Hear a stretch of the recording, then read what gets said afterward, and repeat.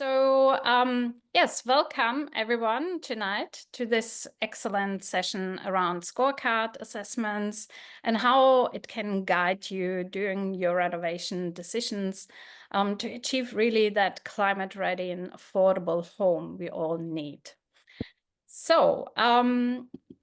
One second. Before we introduce everyone, I also want to do an acknowledgement of country.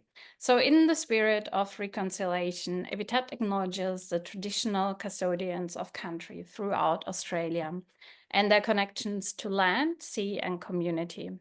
We pay our respect to the elders, past and present and emerging, and extend that respect to all Aboriginal and Torres Strait Islander people today. We are here in particular to listen, learn, and build a future together. Today I have the great pleasure to welcome back Danielle King. I will give everyone also a minute to introduce yourself. But we have also today here Jeremy Gates from Gaia Constructions, and also welcoming back Simona Schenkel, who is my co-host tonight in this session. So Danielle, maybe give us a few words around you, and then we also introduce Jeremy. Sure. Can you hear me all right? Yes. Yep, excellent. That's a great start. Hi, I'm Danielle King. I run my own small business called Green Moves Australia, and we do a lot of work in the residential efficiency scorecard area and have done since about 2009. So we've been around for a very long time. Our specialty is in energy efficiency and sustainability, and we're very much focused on helping householders, regardless of what stage they're at in their home, whether they're building new, updating an existing home and renovating it, or just want to know how to make it a bit better. Very much focused on helping them do that in an appropriate way that is cost effective for them as well. So yeah, I've been working in this field for about 16 years, and I think it's a great, a good thing to do when you've got the opportunity to make a change, make the right one. Absolutely. Jeremy, a few words around you. Hi, I'm Jeremy Gates from Gaia Construction.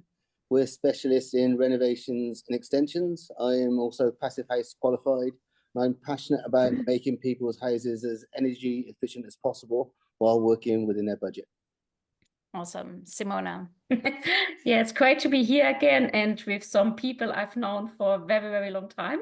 So I've done several projects with Jeremy over the year, which were all energy efficiency upgrades, having said a few new buildings in between as well. But mostly, getting really old and drafty homes, to look beautiful and feel beautiful and energy efficient. And I met Danielle many, many years ago. How long is that ago, Danielle? Is that 15, oh gosh, it's probably I don't know. 10, 15 years. It's been a very long time. And we are still in the same industry, so that's a good sign. Yeah, very pleased to see that too. Yeah. Well, I had the pleasure today to understand that Jeremy and Simona have been doing projects together. So yeah, it's great. And it also is a good testament, I think, for, working with the right people to build up that incredible expertise, but also delivering absolute amazing outcomes. Before we jump into the topic, I just want to frame also why it's becoming actually something which is let me put it that way, where renovations can really be a great way to take climate actions. So within that context, we are aiming to prepare our homes to be climate ready. And I thought, let's unpack that just a little bit so that we understand also why this matters. And climate-ready homes are basically homes which come with a great thermal envelope, perform great, and contribute also to a healthy living environment. So they don't actually need much heating or cooling. And that's exactly where Scorecard can really guide and make these decisions easier, in particular during renovations, but also for simple DIY steps. And why this matters even more is the frequency of these climate extremes is increasing.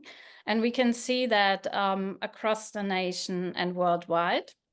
So there's a lot around this to consider, also in which climate zone you are. But in general, having a better performing home will also give you really a great future proofing against rising energy costs, for example, and other issues you might encounter. So it's a great way to look at it. And you're doing something really great also for the planet, for future generations. And in particular, you are improving in quality your property, which will basically also translate in future property value. So on this note, I hand over to Danielle. Tell us a little bit, around your company, Green Moves, and also how you become actually a residential efficiency scorecard assessor. Anyway, but I got into this field, back in 2009. There we go. Better? Done, Sonia. All right, we will keep it this way. Virtual high five. All right. So I've been working in this field for a very long time. It's always been an area I've been passionate about, and finally managed to get myself transition into a career where I could work in something that I loved and also had a lot of meaning, because anyone with children will very much be focused on wanting to build a better environment and leave the place a little bit better than what they found it.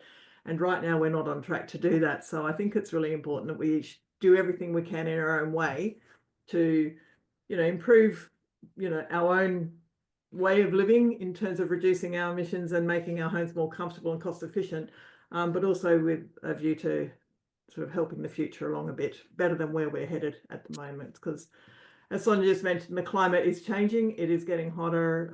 And even just this last week, I think we've got heat waves and floods coming, haven't we? This next week. All in one day. Which is really quite very Melbourne, I guess, isn't it? But anyway, so that's where we're starting from.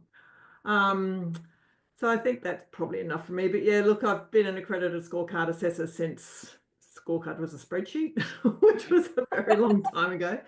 I also can teach and have done in this field, it's just an area I'm very passionate about, and I think the more people that know this stuff, the better, and the better place we can build for ourselves and our children. So there we go. Great. Go to the next slide then, Sonia. Yeah. So I've just got a little video here, which I think would be kind of explains the situation that a lot of us find ourselves in when we're starting a reno. Exactly. And then maybe it will also answer directly what are the main reasons homeowner actually come to you.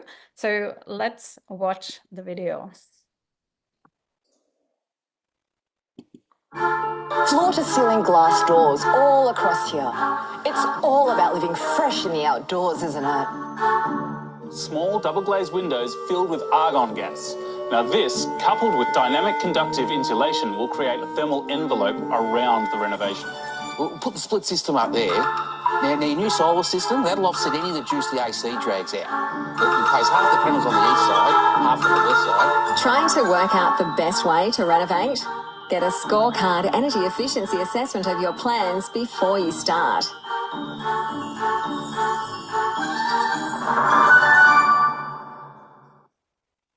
Thanks, Sonia.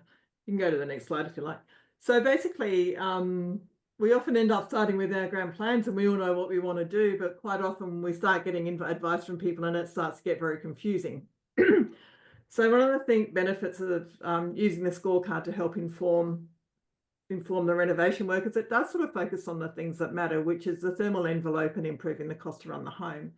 So the scorecard, for those of you who might not know, it's a government tool. It can only be used by accredited assessors who have done the proper training, passed exams, and become accredited. And it provides a star rating, which is based on cost to run. But there's also a section there which highlights the comfort of the home as well. So it can be used to tailor and to quantify the value of upgrades and renovations. We can simulate the renovations and see what would happen if you put insulation to certain levels in certain walls and upgrade glazing to certain things and so on. So it's really good to be able to see where it might be worth spending the money, especially when we're all on a budget. can be used also to get cheaper finance, which we'll talk about a bit later. And it also covers the key appliances of the home, because especially things like heating and cooling systems, you know, you put them in and they're there for 20 years. So you want to make sure that you put the right thing in upfront whenever you can. So the image on this slide here just shows you a brief example of what the scorecard assessment is. The star rating there, it says the average, which is 3 stars, which is unfortunately the average across the country, which is a bit sad. You won't get over 8 on the scorecard rating because that's the cost to run without solar on the roof or some form of renewable energy. And the bit that's highlighted in red there is the thermal efficiency. So you'll see there's a summer rating and a winter rating. Most homes, unfortunately, are in the 1 out of 5 stars, or 1 out of 5 bars, I should say. To get the 4 out of 5 bars or the 5, you have to have an extremely well insulated home and very well orientated. But this is where the scorecard can come in, and the advices of a qualified assessor can really help. Okay, next slide. Yeah, absolutely. So this is what it covers. So it looks at the thermal performance of the building. So the walls, the ceiling, the windows, the underfloor, window coverings. Also covers off your heating and cooling systems. If you've got any pools or spas on site as well, that's included because it's considered a fixed appliance. People don't usually take their pools with them. Covers off things like lighting and drafts and cracks and any sort of thing like that. But anything that penetrates the building shell that could be seen as a point of air leakage or heat loss or gain. And the other thing is the ceiling insulation as well. That's quite an important thing in Melbourne, as we will see in a minute. So next slide. So this one, just to put things into context, gives you a bit of an idea on the scorecard rating and the stars and how that equates to actual dollars and cost to run a home. So as you can see by this costing is a little bit out of date. So it is actually a little bit more than this right now. But if you had a 1-star home, and we have seen quite a few of those, you're looking at close to $5,500 a year to run. Right, so that adds up pretty quick. If you had a 3-star home, you're looking at about, you know, $1,700, $2,000 a year to run, roughly. If you get a 5 or a 6-star home, then you're looking at around $800 a year to run. And if you get a 10-star home, then you should be paying next to nothing, if anything at all, to run the home. In fact, you may even be in credit. And there are homes like that, and it's possible because of solar on the roof, not for any other reason. You won't get over 8 unless you've got the renewable energy on the site. So that just gives you an indication of how the star rating can equate to cost savings. So if you go from something like a 1-star home at, say, $5,500 a year to run to a 1-star home to a 5-star home, that can save you around $4,000 a year in running costs. So it's just good to have that sort of as a bit of a benchmark. And it provides, I think, a bit more meaning to the actual star rating itself. So right, next slide. So this is the actual certificate. As I mentioned earlier, it covers off the star rating, which is the cost to run, the thermal performance there.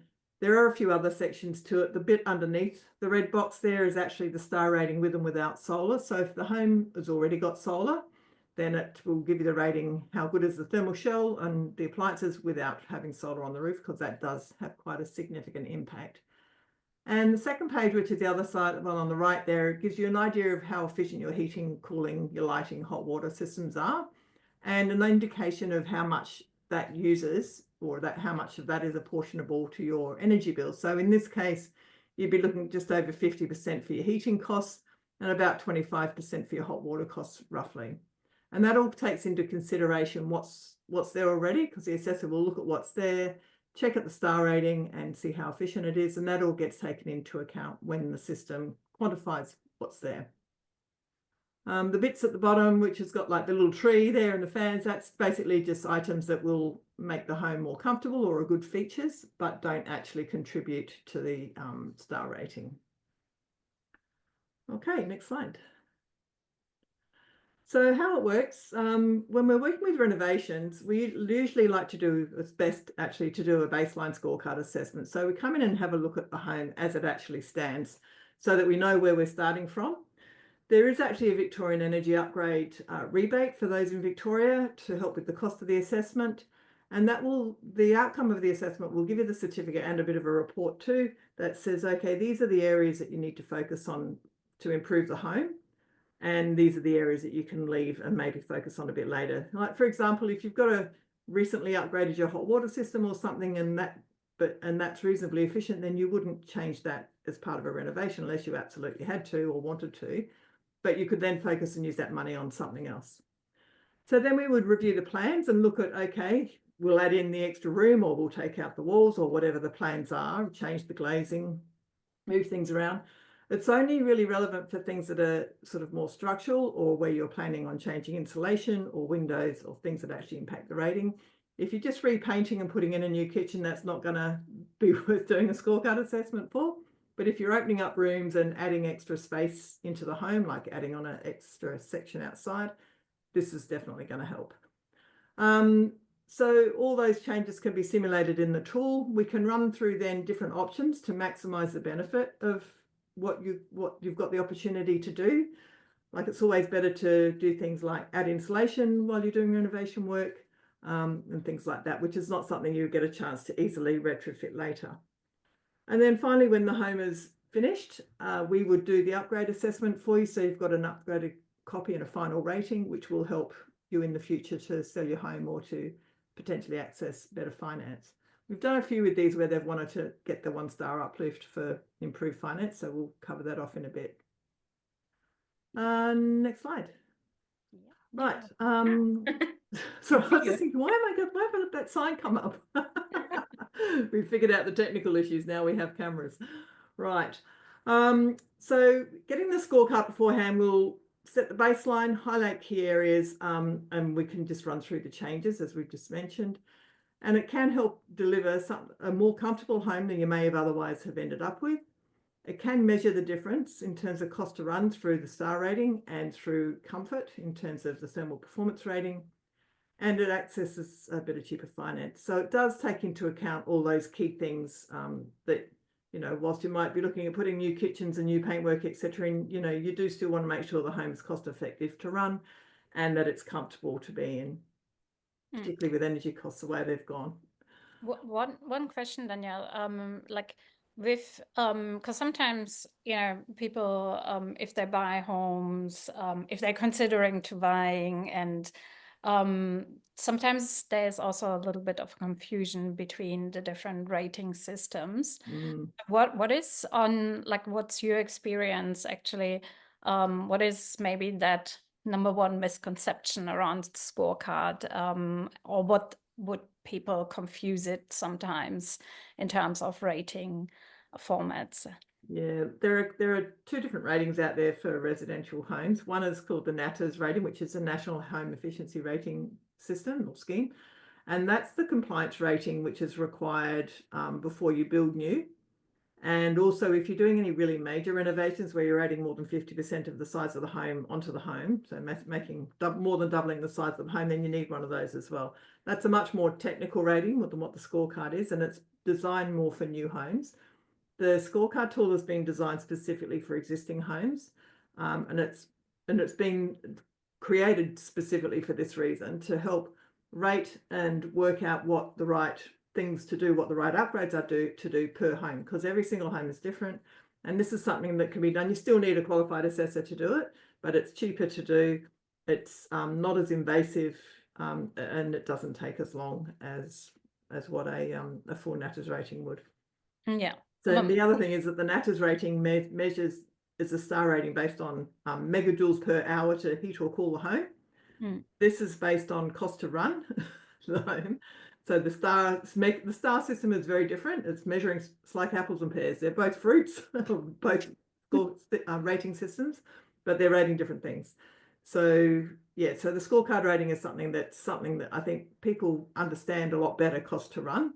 Sure. And whether something is good or bad between 1 out of 5 for thermal efficiency in hot or cold weather. Saying that though, the NatHERS rating certainly does have its place, and I think it's a good tool, and it's being used for new builds, and that's another opportunity, but not one we're talking about today. Exactly. But if I can jump in, the other thing as well is the typical energy rating for new homes is a theoretical rating only. So it doesn't really take into account the actual energy that you use versus the scorecard. You look at bills and everything and how much energy is actually used. So therefore it's much more valuable or much more usable, to actually do something with the information than just getting a star rating done. Yeah. On the NatHERS rating as well, you are assuming that the builder's done it properly as well. If you haven't got a good builder, because nobody's checking it up, you don't know if it's been done properly or not. Obviously, I don't do that, but there is a possibility that that can happen. Yeah, that's a brilliant comment from a builder, because this is exactly where the builder plays a significant role within the whole project to deliver on what is even in NatHERS actually calculated. But I think the scorecard allows also someone, to understand actually quite well how one improvement adds to cost savings, and can follow up on that actually with the builder really nicely. Yeah, that's right. Okay, next slide.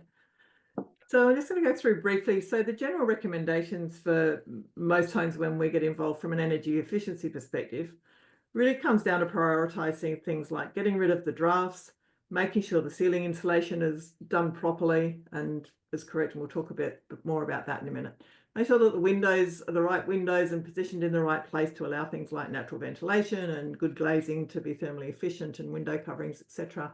And then walls or floors. So you can see in the images here, you can lose, 25 to 35% of your heat in winter. And given that Victoria particularly is a heating climate, that's where we lose a lot of our heat and where most of our cost to run a home is.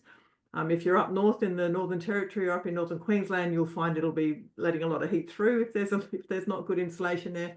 And again, that's not comfortable either, and that increases air conditioning costs. So ceiling insulation is quite important, and then it goes walls, windows, floor, and air leakage as well. So some of these things are not very difficult to fix, and especially when you're doing a renovation, putting insulation into a wall while the walls are open or while you're shifting them is a bit of a no-brainer really, because you don't really get the chance to easily do it again later. Even though wall insulation can actually be retrofitted, it's much easier to do it when you're doing a renovation. Right, next one. So you can see this is a graph that came from ICANN's, and this basically, they did some research that showed the benefit for house improvements by state and territory on insulation. You can see the blue line there. That's ceiling insulation. So you can see it's really impactful and has a huge impact in Victoria, particularly in the ACT, Tasmania, South Australia, and not so much in the more warmer climates, but definitely in the more southern climates.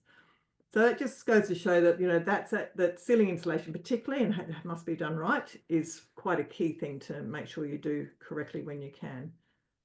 Next slide. And this is what happens. So the impact, if the ceiling insulation is not done right, you've got to think blanket, right? A ceiling insulation needs to be like a blanket across the bed. If it's got to be consistent, it's got to be right to the edge, and it's got to effectively be tucked in, if you like. So if you've got gaps in the insulation or holes in the insulation, that really does impact the effectiveness of it. And it only takes 5% of gaps in a room to render the insulation level 50% ineffective. So that's really quite high. But what we see a lot of, particularly in existing homes, is like that image to the top right there, is where, trades have got in to do electrical work, or the insulation has just not been installed properly in the first place, or it's been blown around over time, where insulation's been moved and just not put back. And a lot of the time it's just a matter of repairing it and topping it up, or it could be a matter of adding it in. Very rarely do you have to take it out, but usually it does need topping up and it does need repairing. But that's just a good idea. It's a good illustration, I think, of making sure that, if you think it's like a blanket, if there's holes in the blanket, you're not going to be too comfortable. Well, it's the same with your house. If you've got holes in your insulation, it's not going to keep the house as warm or as effectively, and you're going to not get the full benefit of it. Okay. Next one is drafts. So in existing homes particularly, there are usually an awful lot of drafts. Most of the, I think there's been research done not long ago that found that if you added all the drafts up in a home, you'd end up with a hole about 1.5 meters square in your house, which is going to make it pretty hard to keep it warm or to keep it cool if it's really hot outside. So that's why finding and fixing gaps and drafts is really important. It's pretty low cost and fairly easy to do, and it can be done as part of a renovation, or you can even do it yourself, you know, if you're not doing anything major to the home. But this gives you an idea of where most of the drafts are. And can we just go to the next slide? And this gives you the impact of each of the drafts. So you can see at the bottom there, if you open chimneys, really, really bad for air leakage. So, you know, if you've got any open chimneys in the house, and Jeremy and I have come across this in a renovation that we worked on a while back, plugging the chimney up made quite a big difference to the rating for them. Or if you've got large holes or gaps or anything like that, it can actually let a significant amount of heating or cooling out of the home. So this just gives you a good guide in terms of, you know, when you're working through your home or when you're doing anything like renovations. If you've got a chimney there and you don't need it, then seal it up, or at the very least put a damper in it. If you've got large gaps or holes in the walls like we had in ours, then plug them up and fill them and insulate them.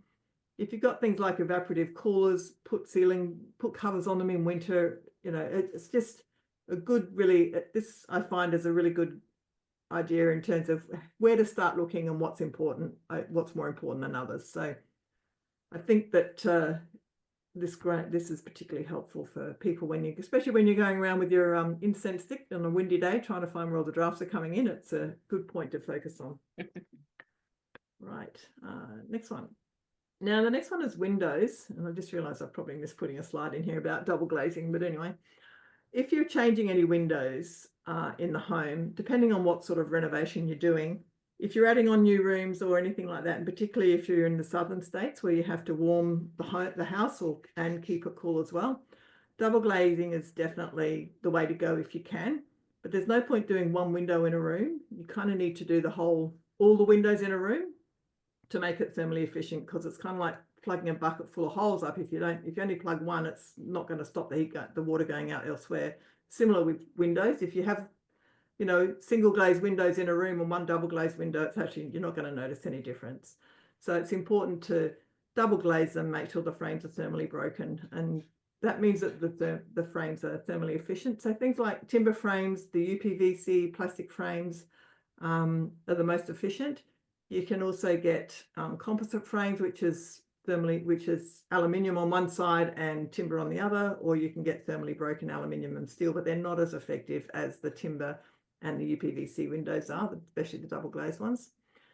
The other thing to consider is window coverings. And if you've got window coverings, I know a lot of people don't like the thermal drapes and pelmets, but they are actually the most thermally efficient type you can get. So if you don't have the funds to change your windows, the window coverings are the next best thing that you can do. So pelmets actually form a very good function, and you don't have to have the grandma pelmets with the curly edges. You can have something that looks really quite nice and modern. But basically what you need to do is stop the warm air, because it will rise, hit the ceiling space, and then go across to the cold spots in the room, which is usually around the windows. If that warm air gets behind the curtain and hits the glass, then it will get very cold, and which means it'll drop and it will get colder, and you get those cold breezes around your feet. The simple way to stop that is to have the window coverings fitting properly. So you have a pelmet on the top that diverts the warm air as it goes around the room to the front of the curtain, and you make sure that the curtains are well fitted to the floor and to the side of the walls if you can, so you create the still air gap in between the window and the room, and that really provides a lot of really good insulation, and it reduces significantly the heat loss in the room and makes your heating much more efficient. So when you're looking at windows, look at orientation. Don't put a load of them on the west, particularly if it's particularly hot. Consider natural ventilation, so where your cooling breezes come from, like here in Melbourne, that comes from the south. So you want windows that you can open on the south to the southwest, so that you can let that cool breeze in when it comes. You want to install good glazing wherever you can, and certainly consider the window coverings. So in terms of keeping heat in, it's good to have the windows, thermally efficient windows and curtains. In terms of keeping heat out, you need to shade them from the outside. And I think we're going to need that a bit this coming summer. It looks like we're going to have a couple of 30-degree days later in the week. So put your external shading devices and stop the sun hitting the glass, and you'll find your home will be a little more efficient and more comfortable. Danielle, one question.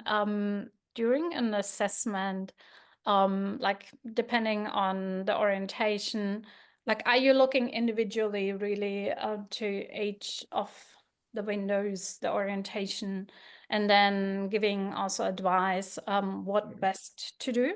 Is that how it works? Yeah.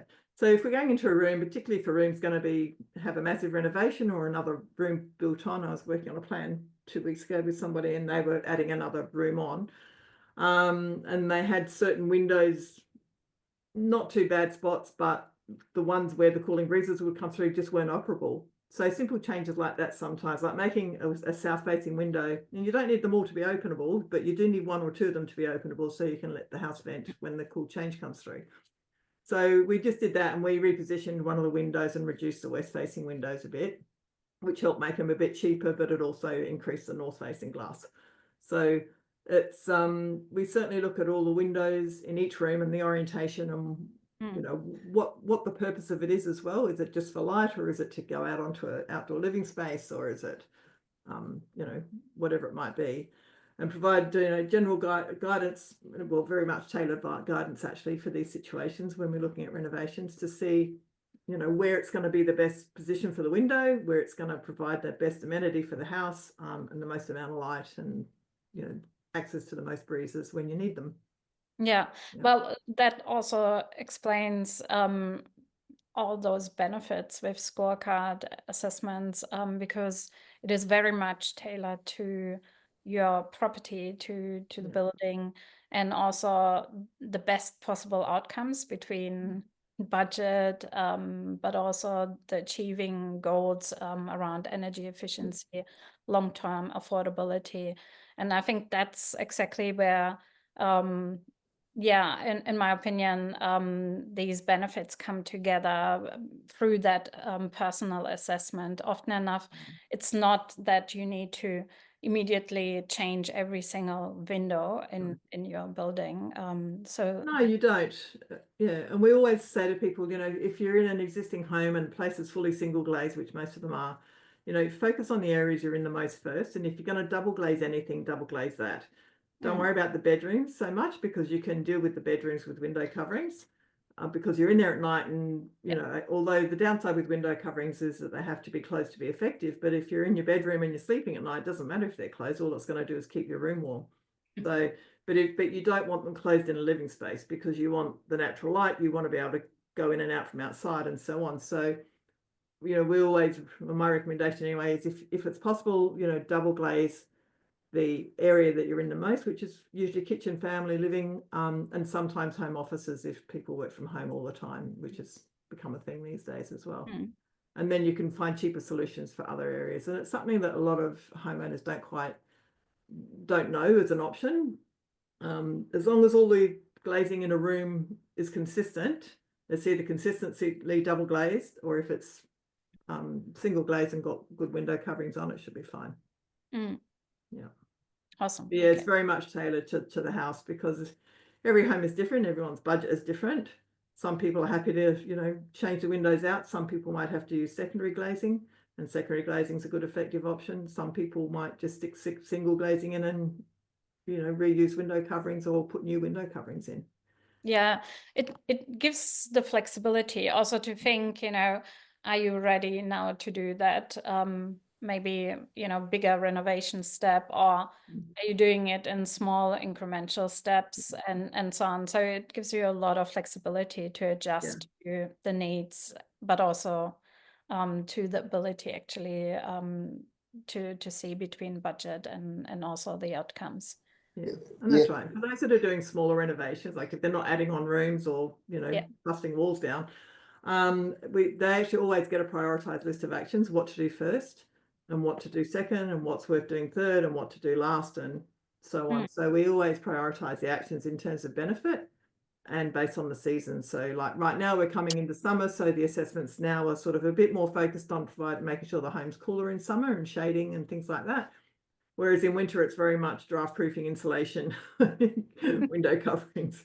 So it sort of changes by the season, but those recommendations are still there. They're just, you know, for the first, especially if there's a lot of west facing windows, it's like, you know what, deal with these windows first and then deal with your insulation and then deal with your, Yeah. Okay. It's always good to refer to lived experiences, you know, like if you just come from a really cold winter season and you have everything in, you know, still in your memories, you know, fresh, and it's a difference to just going through a heat wave and experience that side of things. So That's right. I guess that's what you're addressing actually in the assessments as well, which is great. We'll talk about my Renault in a minute, but let's we'll go to the next slide and we'll just quickly talk about wall insulation. Yet, so with wall insulation, if you've got walls open, definitely insulate them while you've got them open. You've got the chance.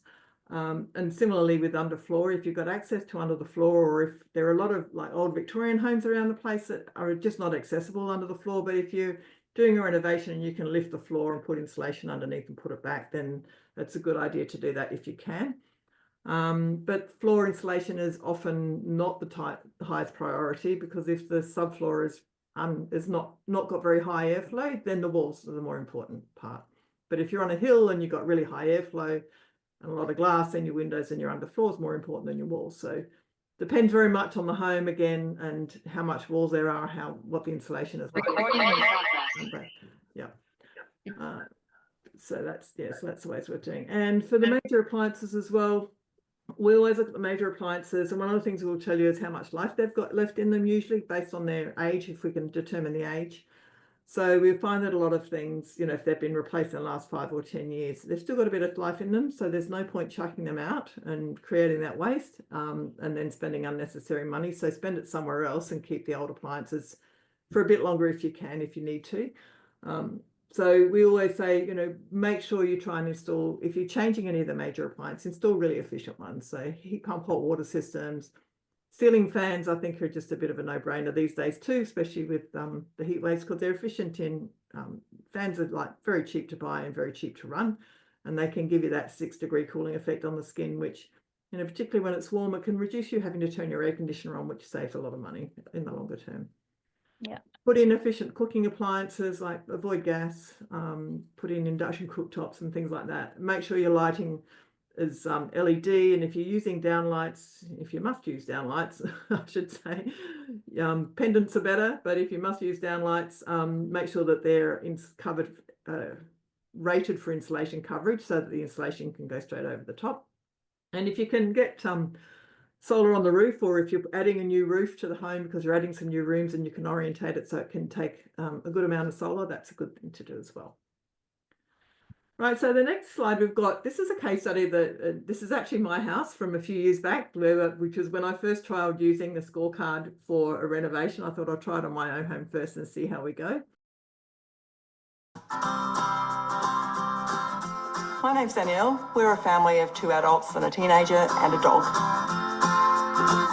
We bought this house several years ago. It was in major need of a renovation, very drafty, very expensive to run, and it was just generally pretty uncomfortable.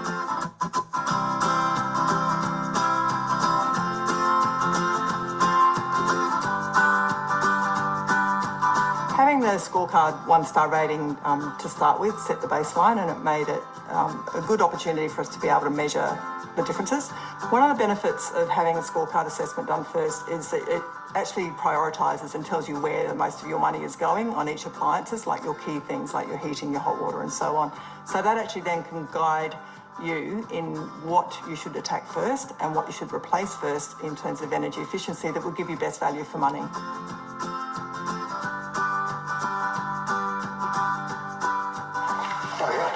I remember this issue we had with the study here. We wanted a local architect and builder who had good sustainability credentials and knew about energy efficient design, and it just came down to research. My name's Jeremy Gates. I'm a registered builder who's based in the Bayside area of Melbourne. I have a passion for sustainable building. So you've got another full height sliding door here, so you can zone the whole section of the house off. These scorecards are really good for us when we're talking about the merits between the architect, the client and the builder, because we can speak, I can give them costs on what it's going to do. So we discussed how much more was it to take all the plaster off, replace it and install the insulation. In the whole scheme of things, it wasn't that big a cost. Yeah, it wasn't. It gives the client the ability to make an informed decision on where they want to spend their money.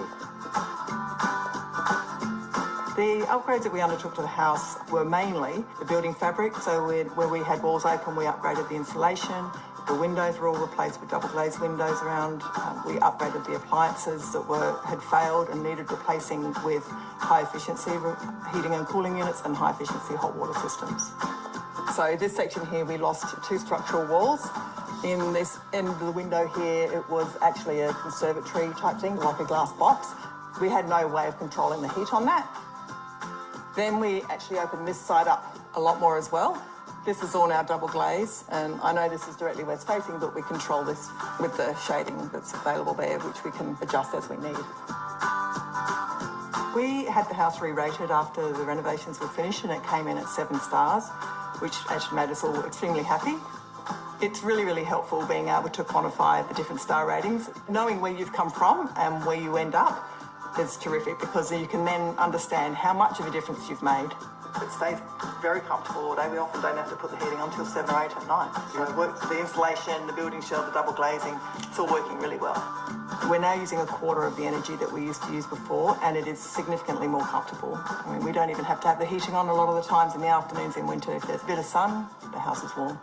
So this is where we started, at a rather rubbishy 1 star, and ta-da, this is where we're at now, 7 stars. It's great. You must have been a fantastic builder. Yes, we did.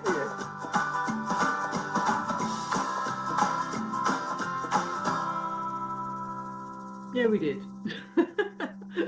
We were very happy. So that's just gives you a bit of an idea. So it certainly couldn't tell the full story of what we did, but you know, we certainly upgraded all the insulation. We definitely put the insulation in the walls on the ground floor, because just about all of them ended up being opened up. We did not do under the floor because it just wasn't necessary, but the windows were certainly replaced, and they were really only all replaced with double glazing because the timber frames that were there were just rotted. Just about all of them were rotted, so we didn't have a choice. But I'm glad we did. It's made quite a good difference.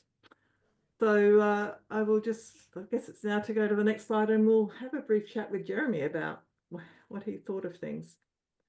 So do you want me to ask these questions, Sonia, or are you going to ask them? Yeah, look, you can go ahead, and Right. I can maybe take the second one. All right. Okay, so Jeremy, how did you think tools like the scorecard help the process for you? I think they're really good. I might have to hop onto my phone a little bit because I'm going to run out of power. What it's really good for me is we get a list of jobs. I can put a budget to those, and we can talk about the pros and cons of each job. Is it worthwhile? What's your priority? And the best thing about it is at the end of the job, it gets checked. And you come and make sure it's done properly, which doesn't happen on the NatHERS system, unfortunately. And it's almost instantly measurable as well. If you do install draft installation, stuff like that, lots of things you can even do yourself. Like say the chimney damper, put draft installation on your windows, you can feel the results straight away. And you can also, you'll notice the results on your next bill. And it's also good to have somebody else independent giving advice, because sometimes the builder might not be giving the best advice for the client. Yeah. Excellent. So the second one, I know you've had a few clients do the before and after scorecard assessments for their renovation. Did you find it difficult to engage the owner to do the scorecard? Are you asking me that question? Yes. Yeah, I was thinking particularly of the one that I did with you a while back now I think it was Beaumaris or Blackrock or somewhere, the renovation that we did there. That was one of the first ones that we did together outside of mine. Yep. So that went from a 1 star to a 9 star. They would have gone to a 10 star if they'd put a more expensive aircon unit in, which they were gutted about at the end, but we were on a budget. But no, because if you are interested in finding out the figures and the facts and information, it's a no-brainer. A lot of the things, if you engage me to do a renovation, we would do anyway. But a lot of the things which the assessor pricks in, they bring that final 10% of knowledge, which I might miss out on, chimneys, which I know about as well. But there's other things which they check on, and they make sure the work's done properly. And, yeah. Awesome. And do you recall, was that owner happy with the results that they got? Oh, absolutely fantastic. They've since put double the solar panels on their roof, because I still keep in contact with them. They've got a swimming pool that's purely solar heated, so Excellent. they love the job. So getting the scorecard done is great. Obviously, getting the second scorecard done is up to you, really.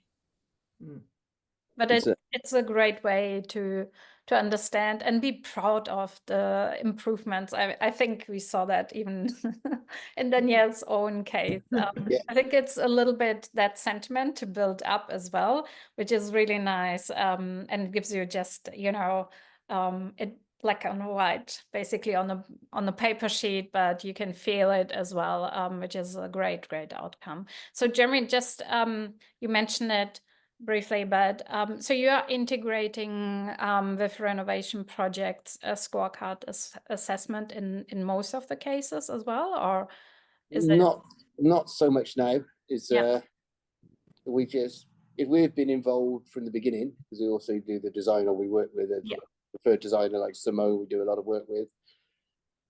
We build a lot of this stuff into our jobs anyway. Does that make sense? Yeah. More if you've got a really leaky, ill-performing house, I think this is a starting point. If you've got your plans with your architect and your designer, or even your builder, they're not so passionate about energy efficiency, have a scorecard done, because that can actually, for what it costs, it will save you a lot of money in the future. If you're doing a new job, you're going to be renovating it anyway. If you're putting in new windows, the cost to put double glazed windows in against single glazed windows isn't much different nowadays. But even if you do all this work, it's not worth doing if the builder doesn't do it properly. So you've got to make sure your gaps are filled around the windows. You've got to make sure the windows are taped. You've got to make sure if you're putting into insulation in, you've got a condensation barrier. If you've got a weatherboard house, it's just filling a cavity with bats is going to do as much harm as good, because you're going to get damp in your walls. So there's more to it than, oh, just the builder's chucked a bit of insulation in. It's all right, mate. The assessor will make sure it's done properly. Yeah, I absolutely agree. And I think it is equally important to engage with someone who has experience and the expertise to do this, because you can do also a lot of harm to an existing building, which what Jeremy just mentioned, which was maybe average in performance, but didn't have mold and wasn't damp. And when you have no expertise on that side, you can actually create a lot of issues down the track. So it's really important to find the right builder and engage really with someone who has done certain projects and has gained a lot of experience in that field.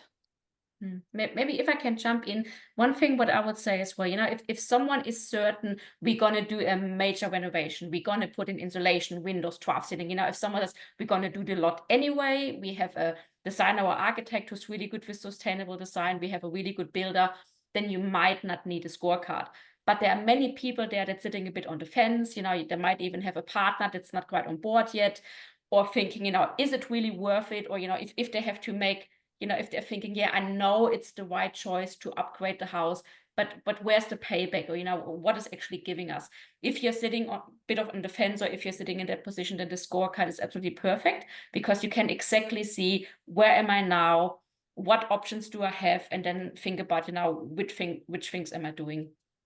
Yeah, that's a good point. So it can be also a conversation, or guiding the conversation a little bit more into the direction on spending money towards energy efficiency, because the long-term benefits are so incredible.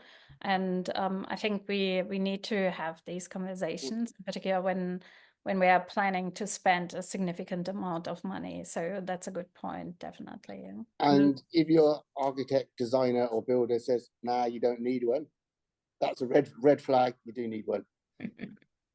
But also the other thing too is it allows you to determine, like an independent assessor will go in and say, look, you know what, if you're running tight on funds, which let's face it, all of us are when we're doing a renovation, what do you prioritize? So do you prioritize doing something, in that area over there, or do you prioritize this area over here?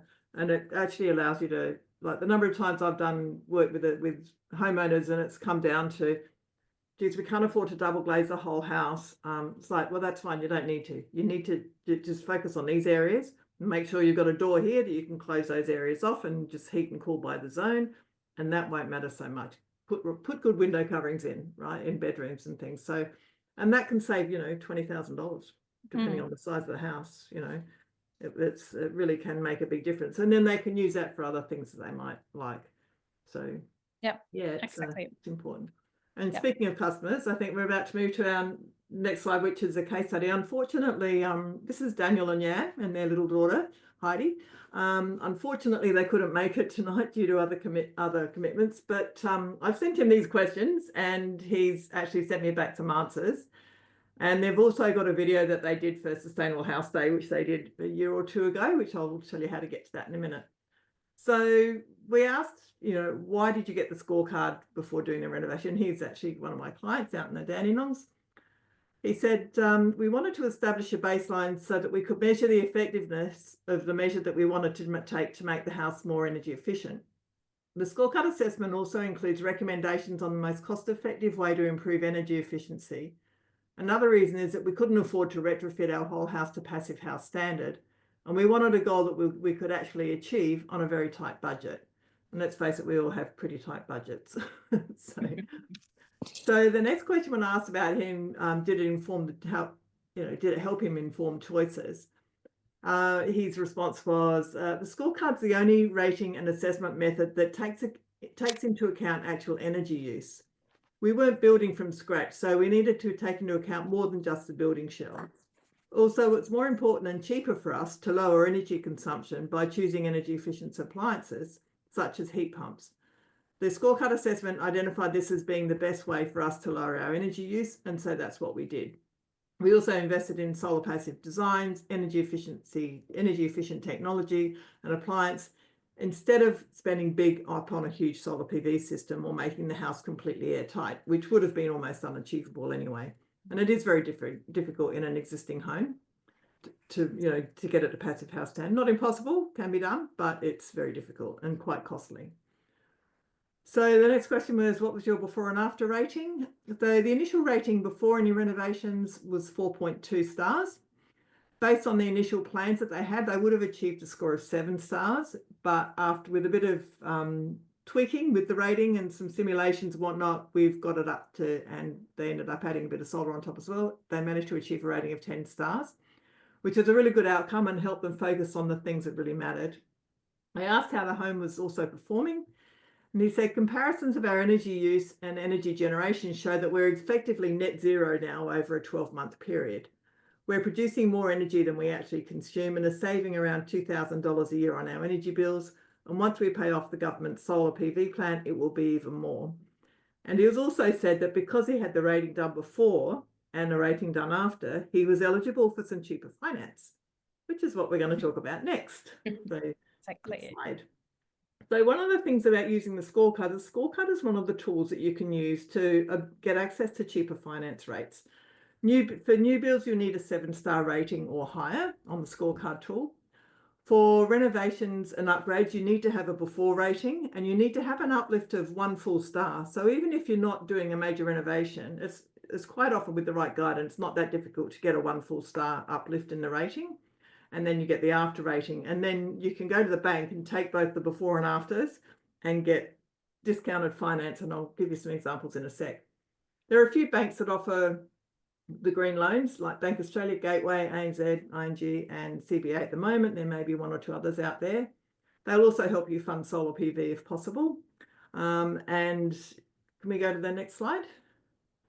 And just to give you an indication of how much that can save you, we've had there's a lady that is really good with doing sustainable home loans. She's an energy broker called Marissa Huffenberg. I can never get her name right. But anyway, she's from Sustainable Home Loans and she's very kindly given us these examples so you can see. So using the scorecard to access cheaper finance through doing good renovation works or building efficient homes. So the first one there is where we've improved the star rating by at least 1 star. The loan size was $800,000 over 30 years. Their monthly savings with their cheaper loan was $108 a month, saving about $6,500 over 5 years, because every loan has different conditions, and this particular one was the cheaper rate for 5 years, and then it went to the standard rate. The middle one here is where she was after a loan size of $90,000 over 30 years, and she had a monthly saving of $264 a month and total savings of $95,000 just over for the term of the loan, which is well worth looking at. And the other one here is where it's a rather large loan over 30 years, where the monthly savings were $296 a month and saved over $106,000 over the term of the loan. So, you know, we're not talking pennies here. We're talking, you know, reasonable amount chunks of money, which in my view are better off in your pocket than a bank's. So it's one of the things I think that often gets missed with the benefit of the scorecard, is that you can use it to access cheaper finance. And it's becoming more and more popular these days. And so more and more banks are offering it. Okay, Yeah. next slide. So just really to summarize up, using the scorecard will give you really good clarity on what to do, you know, what to prioritize, quantifies the benefits, will help you improve the comfort and cost and give you access to better finance. You know, bottom line is really insulate what you can, improve your glazing, consider natural ventilation, and use efficient appliances, and you really can't go too far wrong. And I think that's it from me. Sonia, I think there's 1 or 2 more slides that you've got there. Exactly. Just one question. Scorecard national, or is it just Victoria? No, it's national. You can get them done nationally. It started in Victoria, which is why there's a lot more assessors in Victoria, but you can certainly get them done in New South Wales. In fact, I think every state and territory now, Tasmania as well. There's a few assessors around there. Yeah. Exactly. And if your local assessor doesn't know how to, you know, is a bit concerned about how to do it, tell them to ring me. I'll be very happy to share the information and to help them through it. But it's very straightforward. Yeah. And it makes totally sense because while climate zones are different and solutions will vary accordingly, to have someone who can guide you through. We have a house also in Queensland, and understanding that well, actually how to bring together the climate zone, the very individual performance of that building, and then someone even guiding you through what is feasible in terms of budget and how to plan that out is a great way to look at it, because some of these costs are significant, and I can tell because we have only one energy provider up north, and it's whatever comes flying through in terms of bills has to be paid, but it's significant, and some people are paying even on the quarterly rates $1,000 just for energy consumption, cooling down their homes in the northern part of the country. So I guess makes sense. It's very different up north. I was brought up in Darwin and my family is still up there, so I'm very, very conscious of the tropics versus the southern states and the significant differences. And when we did the trials of Scorecard up there many years ago now, it was a really good opportunity to make sure that the tool was adapted properly for the climate zone, and made sure that it didn't say, you know, do this for heating, because no one heats up there, let's face it. It's all about keeping the place cool all the time. Whereas, you know, down here you've got to be able to deal with a mix of climates. So that's where the likes of, you know, good design through people like Simone and good building work through people like Jeremy really comes into its fore. But surely in Darwin, double glazing and insulation works just as well as keeping you cooling in and the heat out of the building. Does that make sense? As long as you've got external shading. Well, not quite the same, not quite. It's funny actually, when we can get onto this, but I'm conscious of time, but when NatHERS first came out, it wasn't very well adapted to the territory, and so all the new suburbs that have been built up there since the building code came out and required everyone to make their buildings, you know, thermally efficient, they ended up building brick boxes basically, and those suburbs use 30% more energy than the older suburbs.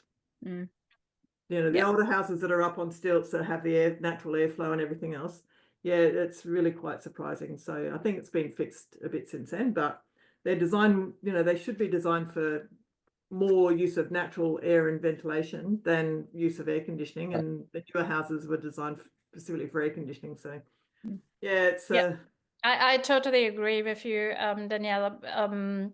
we chose like a modular builder back then, and they incorporated a lot of that tropical design on stilts, natural air ventilation.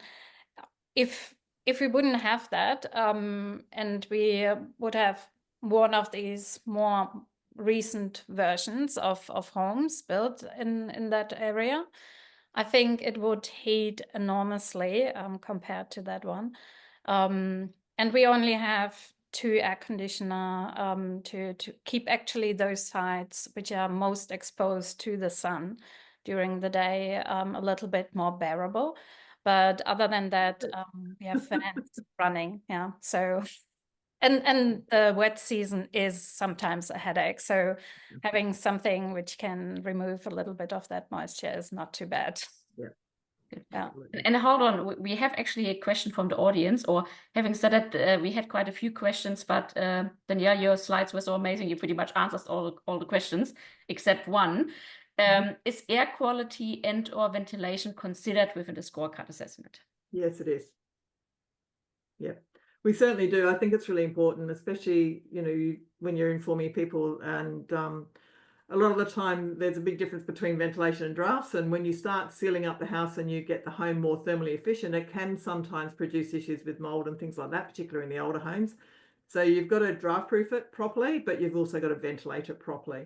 And this is why some of the apartments around some of the southern states have had issues with mold and stuff, because they're built to the new code, but they're not ventilated properly. And then you end up with a whole load of mold issues, which is creates a whole new problem. There are ways to deal with that, but you know, if they were done right in the first place, it wouldn't happen. Any other question from the audience we haven't touched on? That was it. Other things were answered. Okay, excellent. Maybe also I will jump into the next slide in a second, but also we have been doing a webinar with Marisa Hoffenberg just recently, and it's also available in community, the same place where you found actually the RSVP button to this webinar. And you can rewatch the webinar all about green loans. So it's a great way also to dive a little bit more specifically into that area, understanding what's also different in the market out there with a lot of, you know, like fast personal loan opportunities and a real green loan. So very informative, very interesting, and a great opportunity to make this all work. On that side, I want to give you also a quick overview of what Evitat is. Evitat is a digital data platform for sustainable building materials, products, but also professionals. So we work close together with professionals like Simona, like Danielle, hopefully also with Jeremy. So in that sense, we vet, for example, products and materials. We provide environmental details, also social responsibility around the companies, how they operate, and so on, and make this available to the end consumer, but also to professionals to create actually better stories around certain decisions and selections, because it makes a huge difference. It improves quality of homes, of buildings, but it can also add a lot actually in terms of climate actions and really create a great new opportunity also in the market. So Evitat is supporting that through a range of tools and opportunities. And with that comes also the logbook for sustainable homes, where you basically can go in and start tracking all your good improvements. There's some opportunities also to upload, for example, a bill around your hot water heat pump, and it reads out that information, maps it, and offers you to add it automated. But the great benefits here is we are measuring across a very holistic impact system, which taps from healthy home to affordability, comfort, energy and water efficiency, and social environmental responsibility and carbon. And we will be connecting that, for example, to real estate, as well as finance and future and insurance. So this is your opportunity to start. It's completely for free, and it connects also with, for example, other stakeholders in larger projects. If you're engaging, for example, with a builder or with a design professional, and then you can use that as well. So on this note, we are a little bit over time. Evitat is free to use, so jump on, explore a little bit, in particular when you're planning to do a renovation. And other than that, I want to say a big thank you to Jeremy, Danielle, and Simone for joining tonight. And we dive deep into the in and outs of scorecard assessments and how to use it and make it really effective for your renovation projects, regardless of DIY or really big one where you engage even a builder, for example. Yeah, thank you, and keep joining us in these webinars. The next one is in December, and hope to see you all there. Thank you so much for joining. Bye. Bye. Thanks.